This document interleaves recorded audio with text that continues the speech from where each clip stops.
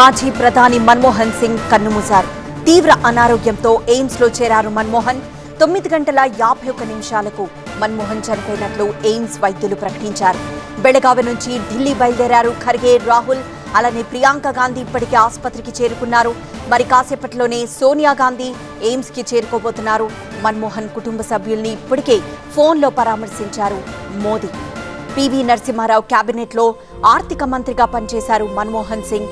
ఆ సమయంలో దేశంలో ఆర్థిక సంస్కరణలు అమలు చేయడంలో మన్మోహన్ సింగ్ కీలక పాత్ర పోషించారు. ఇక 2004లో నాటి యూపీఏ ప్రభుత్వ హయాంలో మన్మోహన్ సింగ్ దేశ ప్రధానిగా బాధ్యతలు చేపట్టారు. దాదాపు దశాబ్దం పాటు ఆయన పదవిలో కొనసాగారు. మన్మోహన్ సింగ్ దేశ విభజనకు ముందు 1932లో వెస్ట్ పంజాబ్, పాకిస్తాన్లోని గహ ప్రాంతంలో జన్మించారు. దేశంలో ఎన్నో ఆర్థిక సంస్కరణలు చేపట్టిన వ్యక్తిగా నిలిచారు మన్మోహన్ సింగ్. అక్టోబర్లో 1991లో తొలిసారి రాజ్యసభలో అడుగుపెట్టారు ఆయన. అలానే 1991 నుంచి 1996 వరకు పివి నరసింహారావు ప్రభుత్వంలో ఆర్థిక మంత్రిగా ఆయన పనిచేశారు. ఆ తర్వాత 2004 నుంచి 2014 వరకు 10 ఏళ్ల పాటు భారత ప్రధానిగా సేవలందించారు. దేశాన్ని సుదీర్ఘ కాలం పాటు పాలించిన ప్రధానుల్లో ఒకరిగా నిలిచారు మన్మోహన్ సింగ్. అలానే రాజీవ్ గాంధీ పాలనలో కూడా ఈయన సలహాదారుగా కూడా వ్యవహరించారు. రాజ్యసభలో అడుగు పెట్టక ముందు సుమారు 2 దశాబ్దాల ముందు నుంచే ఆయన సలహాదారుగా పనిచేశారు. ఇక మన్మోహన్ సింగ్ మృతి పట్ల ప్రధాని మోదీ, కేంద్ర హోంమంత్రి అమిత్ షా సంతాపం తెలిపారు. మాజీ ప్రధాని మన్మోహన్ మరణం పట్ల ఏఐసీసీ అధ్యక్షుడు మల్లికార్జున ఖర్గే కూడా సంతాపం తెలిపారు. మరోవైపు తెలంగాణ ముఖ్యమంత్రి రేవంత్ రెడ్డి కూడా సంతాపం తెలియజేశారు. మన్మోహన్ సింగ్ ఒక ఆర్థికవేత్త, రాజకీయ నాయకుడు, విద్యావేత్త, అలానే బ్యూరోక్రాట్. ఎంత ఎదిగారో అంత అణిగి ఉన్నారని చెప్పుకోవచ్చు.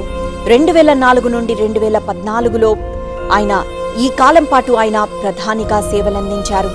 భారతదేశానికి సుదీర్ఘకాలంగా పనిచేసిన ప్రధానుల్లో ఆయనది 4వ స్థానం. ఉమ్మడి తెలుగు రాష్ట్రాలుగా ఉన్నప్పుడు ఆయన ఆర్బీఐ గవర్నర్గా, అలానే ప్రధానిగా పనిచేసిన సందర్భంలో కూడా ఆయన తీసుకొచ్చిన సంస్కరణల్లో ఉమ్మడి ఆంధ్రప్రదేశ్ కేంద్రంగా ఎన్నో సంస్కరణలు చూసింది. కాంగ్రెస్ పార్టీ ఒక బలమైన పార్టీగా ఉంది ఆ సమయంలో. ఈ నేపథ్యంలోనే ఏ సంస్కరణలు తేవాలన్నా ముందుగా ఉమ్మడి ఆంధ్రప్రదేశే కేంద్రమైంది. అంటే పనికి ఆహార పథకం కావచ్చు, లేదా రైట్ టు ఇన్ఫర్మేషన్ యాక్ట్, సమాచార హక్కు చట్టం కావచ్చు. ఈ రెండు కూడా ఆనాడు సంస్కరణలు తీసుకున్న సమయంలో ఉమ్మడి ఆంధ్రప్రదేశ్లో ముందుగా వీటిని ప్రవేశపెట్టారు. అలానే ఆయన ఎంత గొప్ప వ్యక్తో అంత గట్టి సంకల్పం ఉన్న వ్యక్తి కూడా. అంటే ఆయన తీసుకున్న నిర్ణయాల్ని కొంతమంది తప్పుపట్టడంతో ఆయన తన ప్రభుత్వంపై తానే విశ్వాస పరీక్షకు దిగారు. ఆ విశ్వాస పరీక్షలో ఆయన నెగ్గారు కూడా. దీంతో ఏకంగా ప్రత్యర్థులు కూడా ఆయన సంకల్పానికి, ఆయన ధైర్యానికి మెచ్చుకున్నారు. మరోవైపు ఈరోజు ఆయన మన మధ్య లేకపోవడం ఎంతో బాధాకరం. వివిధ నేతలు, ప్రధాని మోదీ కూడా ట్వీట్ చేశారు. రాబర్ట్ వాద్రాస్ ట్వీట్ని మనం చూస్తున్నాము. మల్లికార్జున ఖర్గే కూడా ఆయనతో పనిచేసిన అనుభవాన్ని ఆయన పంచుకున్నారు. మరోవైపు కాంగ్రెస్ నేతలు కూడా ఆయనకి సంతాపం తెలియజేశారు. అలానే ఏపీ ముఖ్యమంత్రి చంద్రబాబు నాయుడు ట్వీట్ని కూడా మనం చూస్తున్నాము. ఆయన ఎంత గొప్ప వ్యక్తో, అలానే ఆయన మరణం పట్ల సంతాపం వ్యక్తం చేసిన ఆ ట్వీట్ని మనం మరోవైపు చూస్తున్నాము. అలానే పలువురు కేంద్ర మంత్రులు కూడా ఆయన మృతి పట్ల సంతాపం వ్యక్తం చేశారు. అలానే హరీష్ రావు కూడా, తెలంగాణ నేత హరీష్ రావు కూడా సంతాపం వ్యక్తం చేసిన ఆ ట్వీట్ని కూడా మనం చూస్తున్నాం. ప్రధాని మోదీ కూడా ఆయన కుటుంబ సభ్యులకి ఫోన్ చేసి మరీ ఆయన వివరాలు తెలుసుకున్నారు.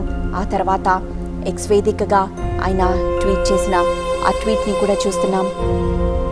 కేవలం కాంగ్రెస్కి మాత్రమే కాదు, దేశం మొత్తానికి ఆయన తీసుకొచ్చిన ఆర్థిక సంస్కరణలు ఈరోజు దేశాన్ని 5వ శక్తివంతమైన దేశంగా నిలిపాయంటే, ఆర్థికంగా శక్తివంతమైన దేశంగా నిలిపాయంటే మన్మోహన్ సింగ్ తీసుకొచ్చిన ఆ సంస్కరణలుగానే చెప్పుకోవచ్చు. పివి నరసింహారావు కూడా ఆర్థిక మంత్రిగా ఏరి కోరి ఆయన్ని ఎన్నుకున్నారంటే ఆయన ఎంత గొప్పగా ఆలోచించగలరో, ఆర్థికవేత్తగా ఆయన దేశాన్ని ఎంత ముందుకు నడిపించగలరో ఆనాడే పివి నరసింహారావు ఆలోచన చేసిన విషయాన్ని మనం అర్థం చేసుకోవచ్చు. మరోవైపు దేశాన్ని ప్రభావితం చేసిన ఎన్నో అంశాలు, ఎన్నో నిర్ణయాలు ఆయన్ని ఈరోజు ఒక గొప్ప వ్యక్తిగా నిలబెట్టాయి. ఆయన వేసిన పునాదులే ఈనాడు ఒక రోడ్ మ్యాప్ అయింది. ప్రపంచ దేశాలకు దీటుగా భారతదేశం ఎదుగుతూ ఉండడం, ఆర్థిక మంత్రిగా తర్వాత ప్రధానిగా ఆయన తీసుకున్న నిర్ణయాలే ఇందుకు కారణంగా తెలుస్తోంది.